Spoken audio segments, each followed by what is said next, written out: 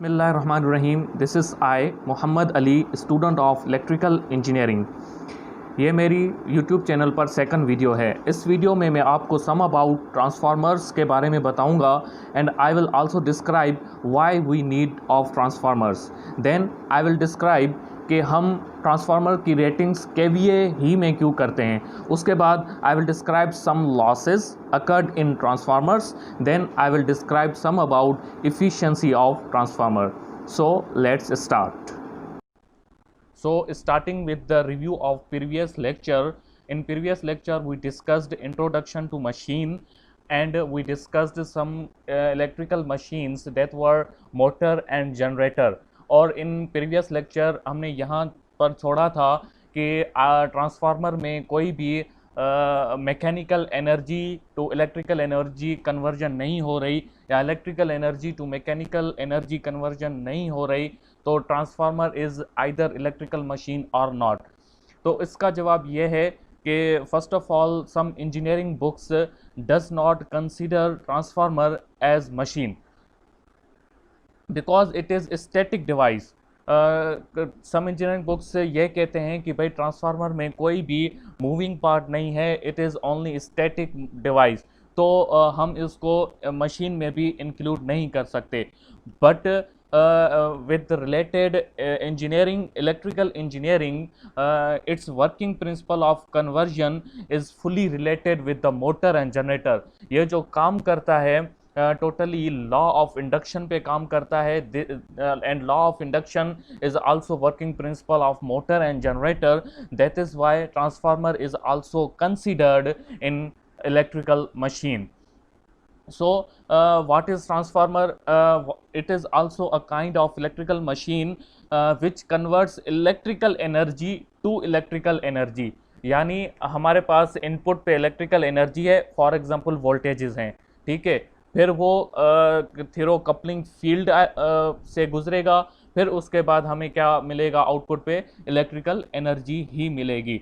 इसका मतलब यह है कि it is a device which converts electrical energy to electrical energy.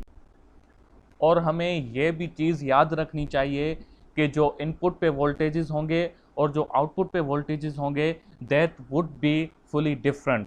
For example हम इनपुट पे वोल्टेजेस दे रहे हैं 11 kV और आउटपुट पे हम वोल्टेजेस ले रहे हैं 500 kV। तो इसका मतलब यह है कि जो वोल्टेजेस हैं वो स्टेप अप हो गए, तो ये ट्रांसफार्मर भी स्टेप अप ट्रांसफार्मर कहलाएगा।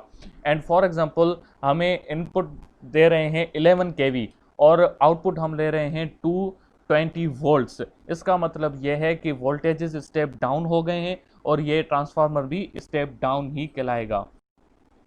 अब सवाल ये पैदा हो रहा है कि वाई वी नीड ट्रांसफार्मर। हम ट्रांसफार्मर्स क्यों यूज़ करते हैं? जहाँ भी जाएं हमें ट्रांसफार्मर ही नज़र आते हैं। तो what is the basic reason that we are using transformer? So the answer is we use transformer in order to reduce heating losses or I square or losses. As we know, whenever current passes through any conductor, it produces heat. If there will be huge losses due to greater current, there is chance of burning of that conductor or any other losses. So if we increase the level of voltage, अगर हम voltage का level बढ़ा दें, then the current level will be decreased. Current का level क्यों decrease हो जाएगा with the increment of the voltage level? इसका जवाब यह है कि पावर जो होता है हमारे पास that is equal to V I, वो हमारे पास ओवरऑल कांस्टेंट ही रहता है। If we increase voltage level, the current level would be decreased, and if we increase the current level, the voltage level would be decreased. level का यहाँ पर मतलब है magnitude. So if we increase the level or magnitude of voltage, then the current magnitude will be decreased. So we have less losses. क्योंकि losses जो बराबर होते हैं वो बराबर होते हैं आई स्क्वायर और। इसका मतलब यह है कि जो लॉसेस हैं वो डिपेंडेंट हैं किस पे? करंट पे। और अगर हम करंट का मैग्नीट्यूड ही कम कर दें then there would be less losses in that conductor. So we know that we have to transfer power for long distance. हमें जनरेटिंग स्टेशन से पीएमटी ट्रांसफार्मर तक हमें क्या करना होता है, पावर को ट्रांसफ़र करना होता है. So this is long distance. From transformer we can adjust level of voltage. So the level of voltage or the magnitude of voltage can be increased or decreased with the help of only transformer, and that is the reason we use transformer in our power system. Now we come to the rating of transformer. जो हम transformer की ratings करते हैं वो KVA में करते हैं. The transformer is rated in KVA. KVA means kilo volts ampere, not in kilowatts. तो इसका आंसर ये है कि किलोवाट्स में हम पावर फैक्टर या कॉस थीटा को भी इंक्लूड करते हैं. और जो पावर फैक्टर है वो लोड डिपेंडेंट होता है. There are also 3 types of power factor: leading power factor, lagging power factor and unity power factor. And this power factor is completely dependent on what loads. पर हम जब transformer पर देखें तो ट्रांसफार्मर का जो आउटपुट पावर होता है वो इंडिपेंडेंट होता है पावर फैक्टर के.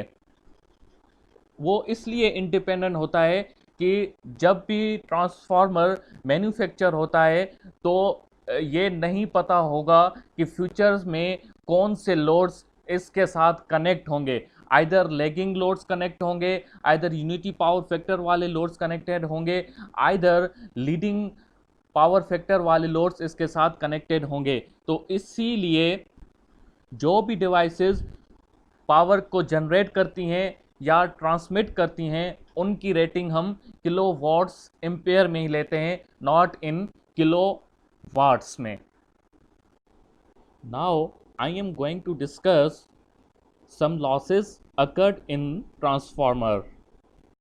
Basically there are 2 losses occur in transformer. First one, copper losses which occurred in the windings of the transformer, and the second, iron losses occurred in the core of the transformer.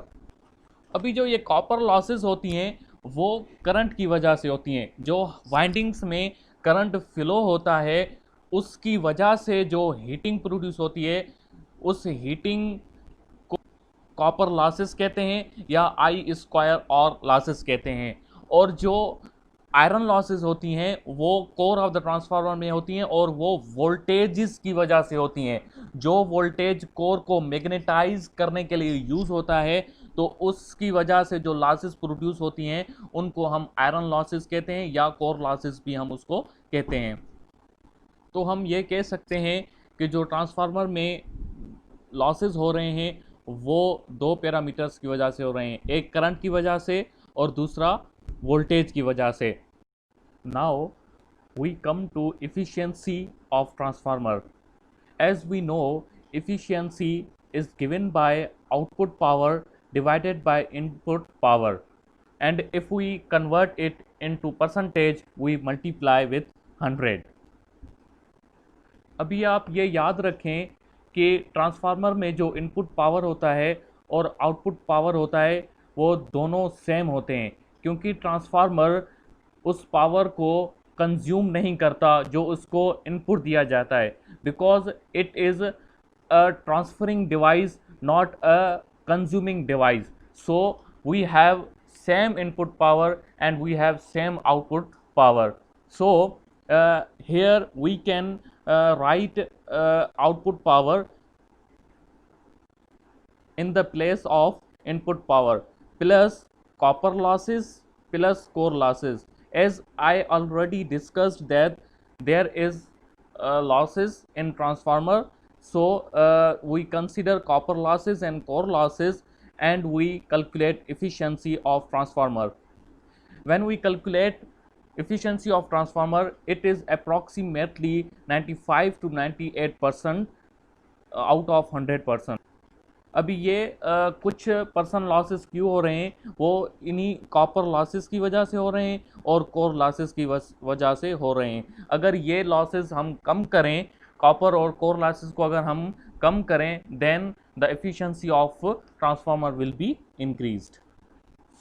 So this is all about my lecture.